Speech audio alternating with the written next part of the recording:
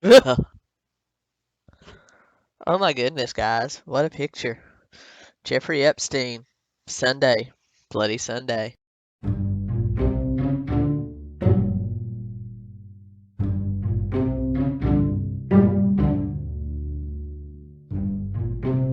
Hey everyone, this is a case it's taken me a while to research, and I'm going to do something different in this case that you've never seen me do before because I usually stick to the facts, which I'm going to do 95% of the time within this one as well. But you are going to hear me offer my own opinions on some things towards the end because this case is kind of in limbo right now.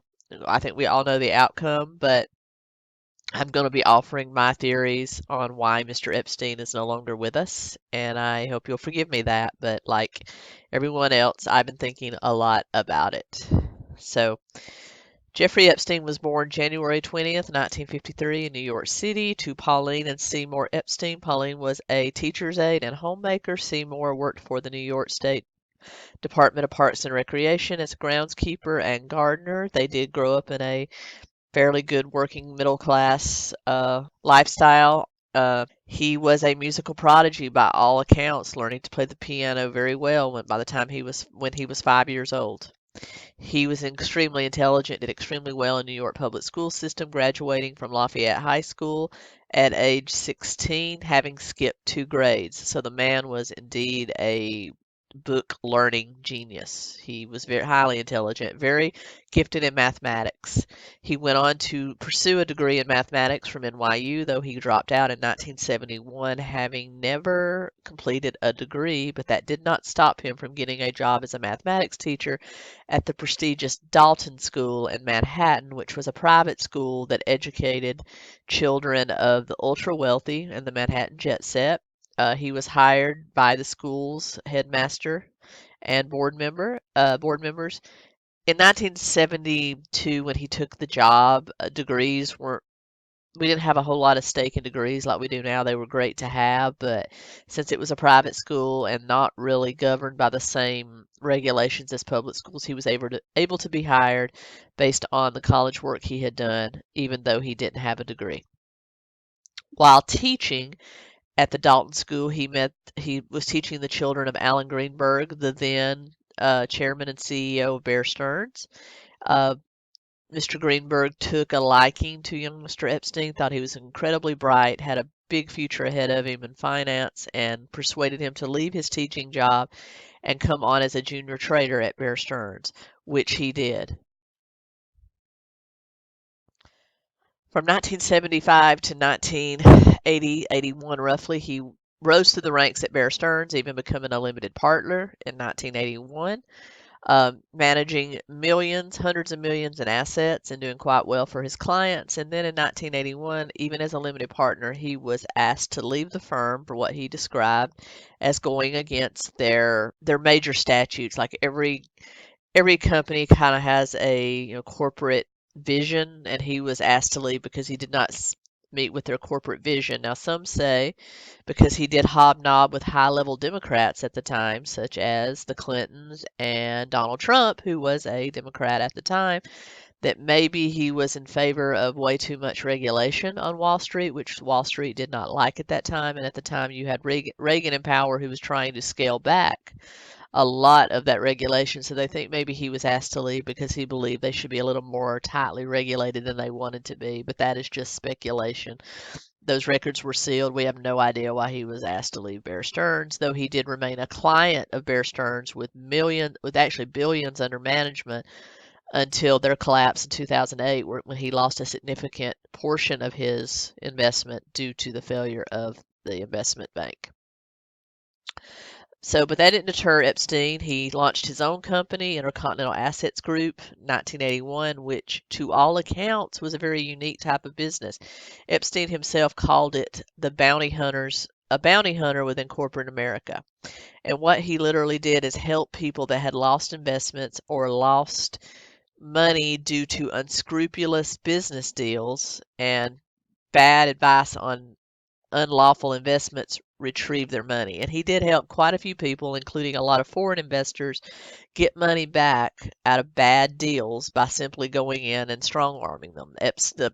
The type of tactics Epstein used were because he became a multimillionaire working for Bear Stearns, so he had resources, he had means to deal with things in unconventional ways, and so he was able to recover all, well into the hundreds of millions of dollars for his clients and took a hefty chunk of that home with him as a result. So it was found that he had multiple passports from multiple different countries based on his connections with foreign powers. We're talking about high powered sheiks in Saudi Arabia. We're talking about billionaires in Austria and Germany. We're talking about the royal family and former Prime Minister Tony Blair in the UK. He was a very close friend of Prince Andrew, the Duke of York. He had means to get things that other people couldn't have. So he had literally passports from several foreign countries and passed himself off as a secret agent for the CIA. In 1987, he became connected with Stephen Hoffenberg, who ran the Tower Financial Group Corp, and actually went to work for them as a consultant.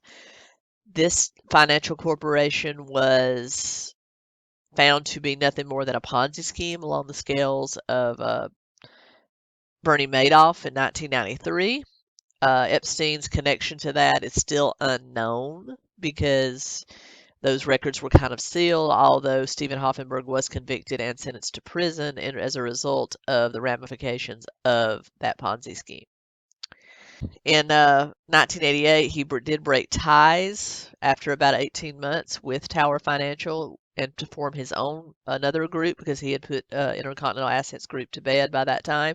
J. Epstein and Company, 1988, which became a hedge fund manager, and as we talked about with the Bernie Madoff episode, if you haven't seen that, I'll link it below. That comes in two parts. He began managing hedge funds, and hedge funds are basically a grouping together of many investors to go after more risky investments. This includes a lot of options trading, which is where you basically bet on a stock going up or down rather than just on it going up. So there's risky real estate. There's lots of risky things that are invested in within a hedge fund, but because it's lots of people together with lots of different investments, they help the more conservative investments will help hedge you against losses from the more radical investments. So that's what he specialized into, and at one point had billions under management within his hedge fund. Lots of times they operate on kind of a secret thing where you don't really know the ins and outs, only the SEC knows that, and he capitalized on that, having billions under management and taking hefty fees off of almost every trade. So he became a billionaire based off it. Some estimates toward the end, he was estimated at bringing home $500 million a year, which is $500 million a year from his investments and his company. That's mind-boggling, people. Mind-boggling.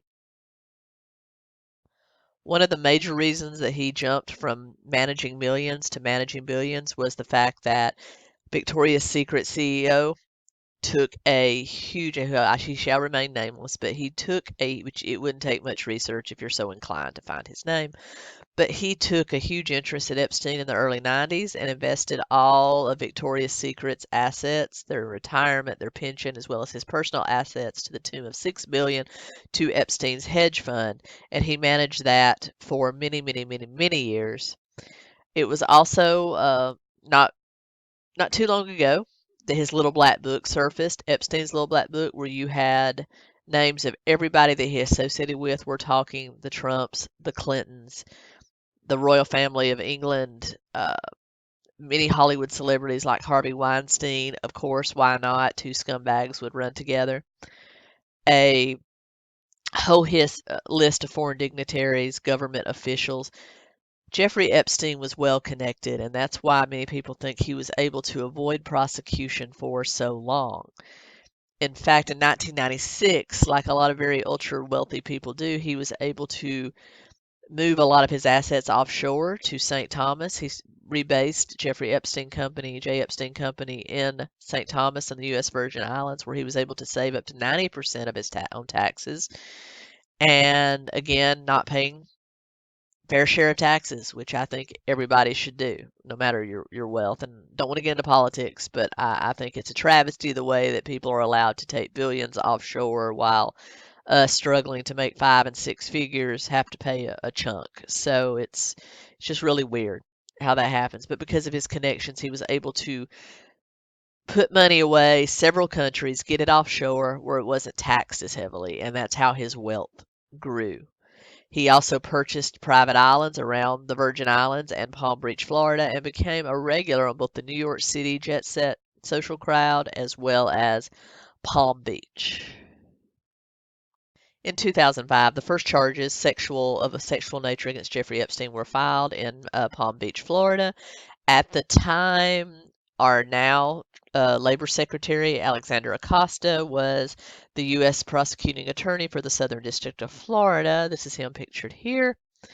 He was in charge of the case because it alleged that a 14-year-old girl had been taken to Epstein's Palm Beach, Florida mansion by an older girl, which it turns out would later be kind of his thing. He kind of ran what you would call a pyramid scheme for sexual abuse. He would bring girls in, do unscrupulous things with them, to them, and then send them back out to find other girls in exchange for money. And her 14-year-old daughter was taken to his mansion where she was paid $300 for a massage and a strip.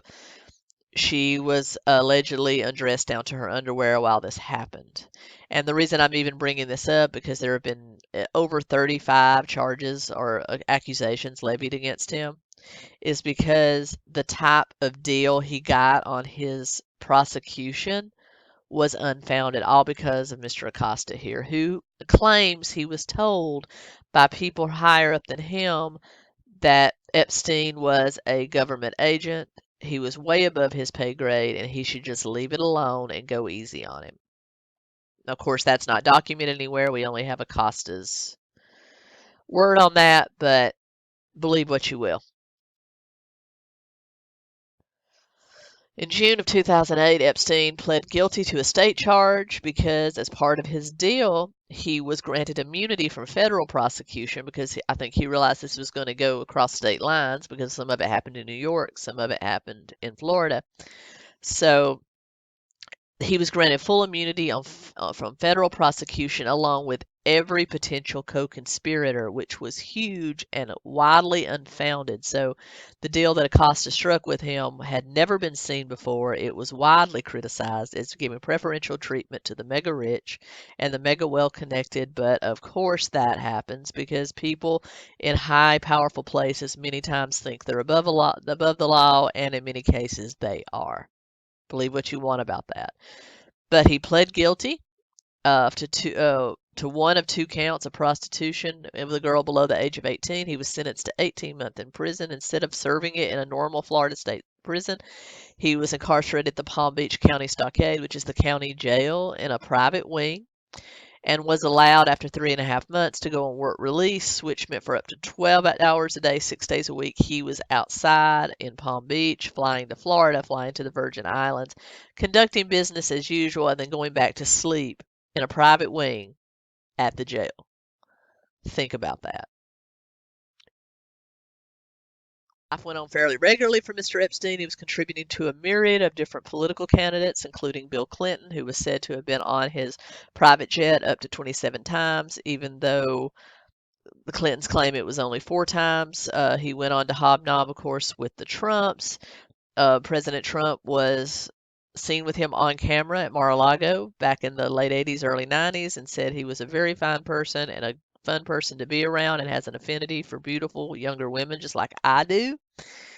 And then recently, after everything broke, Trump was recorded as saying he did not like Epstein, threw him out of his club. So, of course, you can say what you want to about that, but I believe it's just human nature to try to protect yourself. I can't say I wouldn't have done the same thing had this guy been my friend, and then later on I found out about this. I probably would have turned on him too. So that's not unnatural and doesn't prove that Trump did anything, just like it doesn't prove the Clintons did anything because wealthy people tend to run in circles. Along this time, Prince Andrew, the Duke of York from the UK, was also accused of having sex 3 times with an underage girl at Epstein's New York City mansion, a charge that Buckingham Palace denies to this day. As again, we'll never know. No formal charges have been filed against the prince, but he was named as a perpetrator in one of the other suits. From 2008 to 2019, there was a myriad of civil suits taking place in 2008, 2014, 2015, 2016. The one in 2016 was the one that named President Trump for having sex with a 13-year-old in Epstein's New York City apartment. That suit was dropped and settled out of court, as most of them were. But it was because, along with suits in 2018 and the most recently in 2019, some of those are still pending, though most of them have been settled out of court or dropped. July 6, 2019, because of all of the civil suits, the Southern District of New York took a interest in the case and began investigating it. They investigated over a period of 13 months, culminating in Epstein's arrest at Teterboro Airport in New Jersey on July 6, 2019 on sex trafficking charges, as well as other improprieties, but the sex trafficking charges were the main thing. July 8th, he had already been sitting in prison. He was not granted parole. He was not granted bond or anything of this nature. He was required to remain at the Manhattan Correctional Center, which is a very well-known maximum security detainment center. He was told he would sit there until the day of his trial without bond because they felt, with all his connections all over the world and given what had happened in Florida, he was a flight risk. So there he sat. And they officially charged him on July 8th with sex trafficking and conspiracy to traffic minors for sex for what people called a multi-level marketing sex scheme, where he would send finder girls out to find him more girls almost on a daily basis, allegedly. Clintons don't come for me. Allegedly to keep his sexual escapades fresh. July 23rd, Epstein was found injured and semi-conscious around 1:30 a.m. in his cell in the Manhattan Correctional Center. He didn't remember what happened. His cellmate, who is a former New York City police officer now accused of murder, also said he didn't see anything. So, kind of a hush-hush situation going on there. As a result, Epstein was placed on suicide watch and sequestered, where people would check on him every 30 minutes, and he had to have a light on his cell at all times. The only thing he was allowed to have in his cell was a Bible. On July 29th, because of his upbeat attitude, suicide watch was eventually ended for him, though officers were still told to check on him as often as possible. All of that culminated 6:30 a.m. August 10th, where Epstein was found dead in his cell from an apparent self-inflicted hanging. And that's where the major part of the conspiracies start, because there was a lot of improprieties around that. He was alone in the cell. It was well lit, but how did he have something in there to hang himself with? And also, how did it happen when he was supposed to be checked on every 30 minutes? Come to find out that they were very short-staffed. A lot of the guards on duty were working either mandatory overtime or on their fifth or sixth straight day of overtime, and a lot of people can concede that maybe it was just overtired and negligence that led to it, but there are also other theories. Because of the fact that this was happening in New York and not covered by the Florida deal, which granted him federal immunity, this was being pursued by the state of New York, so all of that was out the door. So you had the potential of a lot of high-powered co-conspirators, their crimes coming to light. As I mentioned, those were high-level politicians, CEOs, foreign dignitaries, foreign royal families, you name it. Their names had the potential. Whether that would have resulted in prosecution or not, we don't know, but it definitely would have resulted in a scandal that could have cost millions and billions of dollars. So therefore, a lot of people believe that Epstein was silenced ultimately. I've heard the names of the Clintons pitched around in my joke. That was just a joke. We have no evidence that the Clintons had anything to do with it, though their name is in the mix, as well as Trump's, as well as the royal family of the UK, as well as many Hollywood insiders, including Kevin Spacey, Harvey Weinstein, a lot of people that had a lot of A lot to lose may have been behind it. It could have also just been an out and out suicide. And as my wife likes to point out, it could have also been another prisoner or a corrections officers that did it for very little money just to get rid of him. So there are lots of ways it could have happened, and that's the reason I'm saying I'm not fully convinced it was just a straight out suicide, but I'm also not convinced that it was murder either. So I'm kind of in the middle. What do you guys think? Tell me below. As a result, on August 29th, the official charges against Epstein were dropped because they could not prosecute a dead man, but the Judge Berman, federal Judge Berman, did say that he was in favor of continuing the investigation and fleshing out any potential co-conspirators. And the New York Southern District of New York's prosecution office absolutely agreed with that and said they would continue to try to find co-conspirators. But the deal is, how well will that investigation go with the main focus being a dead man? We remain to be seen what's going to happen in this case. I'm interested to see if they will pursue it, and I'm interested to see how many people will be fleshed out and what the consequences will be. What do you guys think? That's the short and sweet on Jeffrey Epstein, his sordid life.